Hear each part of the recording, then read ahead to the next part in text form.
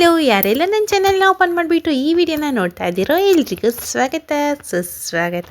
ಇವತ್ತಿನ ವಿಡಿಯೋದಲ್ಲಿ ನಾನು ಮಶ್ರೂಮ್ 65 ಅದರಲ್ಲೂ ನಾನು ಆಸ್ಟರ್ ಮಶ್ರೂಮ್ 65 ಮಾಡೋದನ್ನು ತೋರಿಸ್ಕೊಡ್ತಾ ಇದ್ದೀನಿ.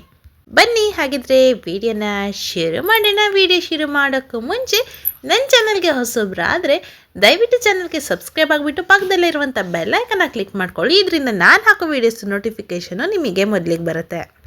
ಜೊತೆಗೆ ವಿಡಿಯೋ ಇಷ್ಟ ಆಯಿತು ಅಂತಾದರೆ ಇದಕ್ಕೆ ಒಂದು ಲೈಕ್ ಕೊಡಿ, ಹಾಗೆ ಹೆಚ್ಚಿನ ಜನಕ್ಕೆ ಶೇರ್ ಮಾಡಿರಿ. ಹಾಗೆ ವಿಡಿಯೋ ನೋಡ್ತಾ ಇದ್ದಂಗೆ ಬಾಯಲ್ಲಿ ಎಷ್ಟು ಚೆನ್ನಾಗಿ ನೀರು ಬಂತು ಅನ್ನೋದನ್ನು ಮಿಸ್ ಮಾಡಿದೆ ನನಗೆ ಕಮೆಂಟ್ ಮಾಡಿರಿ. ಮತ್ತೆ ಆಗ್ತಾಡ ಬನ್ನಿ ಇವಾಗ ವಿಡಿಯೋನ ಶುರು ಮಾಡೋಣ.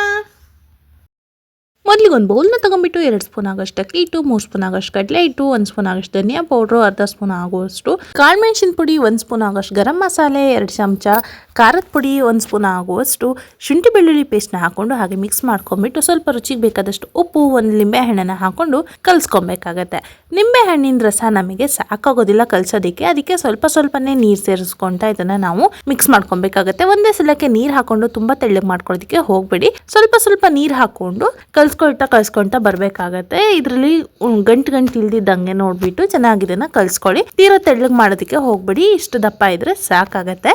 ನಾವಿವತ್ತು ಆಸ್ಟರ್ ಮಶ್ರೂಮ್ನ ಬಳಸ್ತಾ ಇರೋದು, ಅದಕ್ಕೋಸ್ಕರ ಸ್ವಲ್ಪ ಗಟ್ಟಿನೇ ಇರಲಿ ಅಂತಲೇ ಹೇಳ್ತೀನಿ ನಾನು. ಮಸಾಲ ಪೇಸ್ಟ್ ಗಟ್ಟಿಯಾಗಿದ್ರೇನೆ ಚೆನ್ನಾಗಿರುತ್ತೆ, ಯಾಕೆಂದರೆ ಅದು ತುಂಬ ತೆಳ್ಳಗಿರುತ್ತಲ್ವ, ಅದಕ್ಕೋಸ್ಕರ ಚೆನ್ನಾಗಿ ಅಂಟ್ಕೊಳ್ಳುತ್ತೆ. ಅದಕ್ಕೆ ಇಲ್ಲಿ ನಾನು 200 ಗ್ರಾಮ್ ಆಗುವಷ್ಟು ಆಸ್ಟರ್ ಮಶ್ರೂಮ್ನ ತೊಗೊಂಡಿದ್ದೀನಿ. ಇದನ್ನು ತೊಳೆದ್ಬಿಟ್ಟು ಸ್ವಲ್ಪ ಗಟ್ಟಿಯಲ್ಲ, ಸ್ವಲ್ಪ ಪ್ರೆಸ್ ಮಾಡಿಬಿಟ್ಟು ಇಟ್ಕೊಂಡಿದ್ದೀನಿ. ಇವಾಗ ಒಂದು ಸ್ವಲ್ಪ ಮಸಾಲೆ ಒಂದೊಂದೇ ಇದಕ್ಕೆ ಹಚ್ಕೊಳ್ತಾ ಬರಬೇಕಾಗತ್ತೆ ಮಶ್ರೂಮ್ಗೆ. ಇದು ನಮ್ಮ ಬಟನ್ ಮಶ್ರೂಮ್ ಇರುತ್ತಲ್ವ, ಆ ರೀತಿಯಾಗಿ ಗಟ್ಟಿ ಇರೋದಿಲ್ಲ, ಸಾಫ್ಟ್ ಆಗಿರೋದ್ರಿಂದ ಸ್ವಲ್ಪ ನಾಜೂಕಾಗಿ ಇದನ್ನು ನಾವು ಕಲಿಸ್ಬೇಕಾಗ್ತದೆ. ಮತ್ತೇನಪ್ಪ ಅಂದರೆ ಎಲ್ಲ ಒಂದೇ ಸಲಕ್ಕೆ ಹಾಕ್ಕೊಂಡು ಕಲಿಸ್ಕೊಳ್ಳೋದಕ್ಕೆ ಹೋಗಬೇಡಿ, ತುಂಬಾ ಕಷ್ಟ ಆಗ್ತದೆ. ಅಂದರೆ ಎಲ್ಲ ಅದು ಕಟ್ಟಾಗೋ ಚಾನ್ಸಸ್ ಇರುತ್ತೆ ಅಣಬೆಗಳು, ಅದಕ್ಕೋಸ್ಕರ ಸ್ವಲ್ಪನೇ ಹಾಕ್ಕೊಳ್ತಾ ಮಿಕ್ಸ್ ಮಾಡ್ಕೊಳ್ತಾ ಬರ್ರಿ. ಆ ಮಸಾಲೆ ಎಲ್ಲ ಆ ಅಣಬೆಗಳಿಗೆ ಚೆನ್ನಾಗಿ ತಾಕ್ಕೊಬೇಕಾಗತ್ತೆ, ಅದಕ್ಕೋಸ್ಕರ ಕೈನಲ್ಲೇ ಸ್ವಲ್ಪ ಅದಕ್ಕೆ ಸ್ಪ್ರೆಡ್ ಮಾಡ್ಕೊಬೇಕಾಗತ್ತೆ. ಇವಾಗ ಇದನ್ನೆಲ್ಲ ಚೆನ್ನಾಗಿ ಕಲಿಸ್ಕೊಂಡ್ಬಿಟ್ಟು ಒಂದು 30 ನಿಮಿಷ ಇದನ್ನು ರೆಸ್ಟಿಗೆ ಬಿಡಬೇಕಾಗತ್ತೆ.